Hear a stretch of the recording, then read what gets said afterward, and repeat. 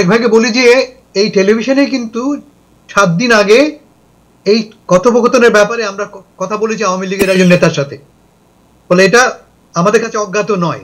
এই টেলিভিশনেই কিন্তু তিনি সেখানে জানিয়েছেন প্রধানমন্ত্রী মানে প্রাক্তন প্রধানমন্ত্রী কি বলেছেন, যে মার্কিন সিনেটরদের সাথে কথা বলো, আমরা জেনেছি অলরেডি, বলে এটা অথেন্টিক। এটা 1 নম্বর।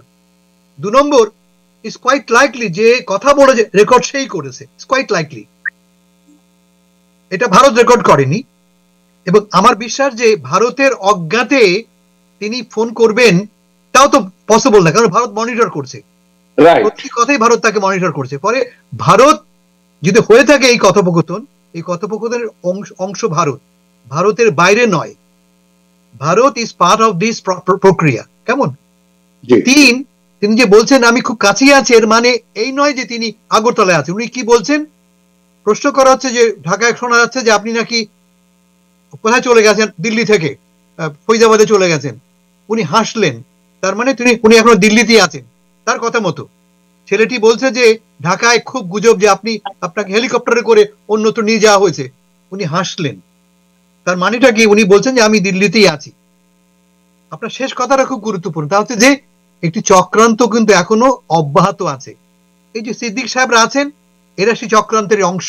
কি বলছেন প্রধানমন্ত্রী, আমেরিকায় বসে তোমরা চেষ্টা করো, কি চেষ্টা করো? আমার ক্ষমতা ফিরিয়ে দেবার চেষ্টা করো।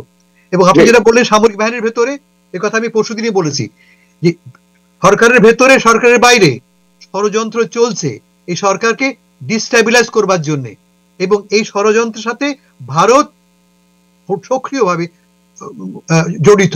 ভারত কি বলছে, ভারতের মিডিয়া দেখেন আপনি, কি বলছে? সারাক্ষণ কমপ্লেন হচ্ছে যে বাংলাদেশের সংখ্যালঘুর উপর আক্রমণ হচ্ছে। এটা হচ্ছে প্রিটেক্সট, এটা বাহানা, হস্তক্ষেপ করার এটা একটা বাহানা। আমি ওদেরকে ভুলে একটা কথা শব্দ ইউজ করেছি, আমি বলেছি ইনভেশন, তা নয়, ইন্টারভেনশন, হস্তক্ষেপ। আর্গুমেন্টটা কি হবে, যে আমি আমার নাগরিকদের, সংখ্যালঘু নাগরিকদের স্বার্থ রক্ষার জন্য ইন্টারভিন করছি। সম্ভাবনা কিন্তু একদম উড়িয়ে দিতে পারেন না। আর ফাইনাল কথা হচ্ছে, যদি সত্যি সত্যি আইন শৃঙ্খলা সম্পূর্ণ ভেঙে পড়ে এবং অর্থনীতি সত্যি সত্যি স্থবির হয়ে পড়ে, সে অবস্থায় সামরিক বাহিনীকে অবস্থা সামলানোর জন্য পথে নামতেই হবে, যাতে করে বাংলাদেশ হেইটি না হয়ে পড়ে। জাতিসংঘ বলবে, আমেরিকা বলবে, ভারত বলবে আমেরিকাকে, সেনাবাহিনীকে, প্লিজ তোমরা নেমে আসো, সাহায্য করো। That may also happen. ফলে এই চক্রান্ত প্রক্রিয়াটা কিন্তু এখন অব্যাহত আছে। জি জি,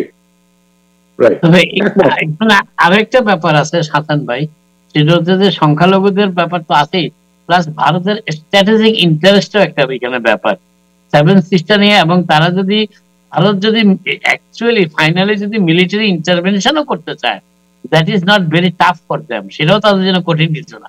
কারণ বাংলাদেশের সাথে ভারতের সম্পর্কটা এখন আমার মনে হয় গত 53 বছরে সবচেয়ে তলানিতে অবস্থান। এবং এইটা, এবং আপনারা লক্ষ্য করছেন কিনা জানি না, সেটা হচ্ছে যে 5 এবং 6 আগস্ট ভারতীয় স্টেট পররাষ্ট্র মন্ত্রণালয়ের যে বক্তব্য, তার থেকে সেখান থেকে অনেকটা দূরে সরে এসেছে এখন ভারত। এমনকি প্রফেসর ইউনূসের সাথে বৈঠকের ব্যাপারেও ভারত এটা ঝুলিয়ে রেখেছে, কোনো উত্তরই দিচ্ছে না। তো এই বিষয়টা আমার কাছে মনে হচ্ছে, হাসান ভাই একটা প্রিটেক্সটের কথা বললেন, আমার কারণ আছে মনে হয় ভারতের ঝুলিতে একাধিক প্রিটেক্সট থাকতে পারে, যে তারা যদি এবং এখানে আরেকটা কাজ হচ্ছে, সেটা হচ্ছে যেভাবে পাকিস্তানের প্রতি সম্প্রীতির মনোভাব দেখানো হচ্ছে, আর সেটাও ভারতের জন্য একটা প্রিটেক্সট হতে পারে। শুনতে পাচ্ছি না আমরা আপনার কথা। ইব্রাহিম সিদ্দিক খোকন, আপনি শুনতে পাচ্ছেন? হ্যাঁ, আমি শুনতে পাচ্ছি। আমাদের শেষ কথা, আপনার সময় শেষ।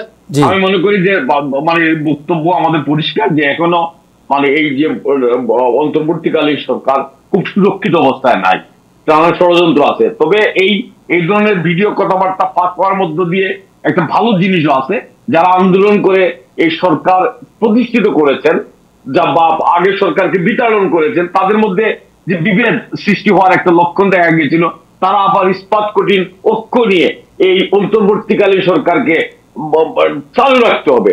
নাইলে মানে প্রতি বিপ্লব যেমন হয়, বিপ্লবের পরে মানুষের হতাশা আসে, বিভেদ আসে, ওই বিভেদের মানে ওনারা অপেক্ষা করতেছেন এই সুযোগকে কাজে লাগানো যায় কিনা। তো আমার মনে হয় এইসব ব্যাপারে যারা আন্দোলন করে এই সরকার প্রতিষ্ঠিত করেছেন, তারা সতর্ক হচ্ছেন এটার মাধ্যমে। তারা আবার আপনি দেখেন যে মাঝখানে বিএনপি মধ্যে একটা তাড়াহুড়া ছিল, তারাও অনেকটা সহযোগিতার মনোভাব নিয়ে মানে রাজনৈতিক কৌশল, জামাত, অন্যান্য ধর্মাশ্রয়ী দল, বিশেষ করে ছাত্র সমাজ, তারাও অনেকটা নিজেদেরকে গোছানো এবং একটা অতন্ত্র প্রহরীর মতো এই সরকারের পেছনে তারা থাকবেন এই ক্রমাগত ভাবে, এটার একটা লক্ষণ আমি দেখতে পাচ্ছি।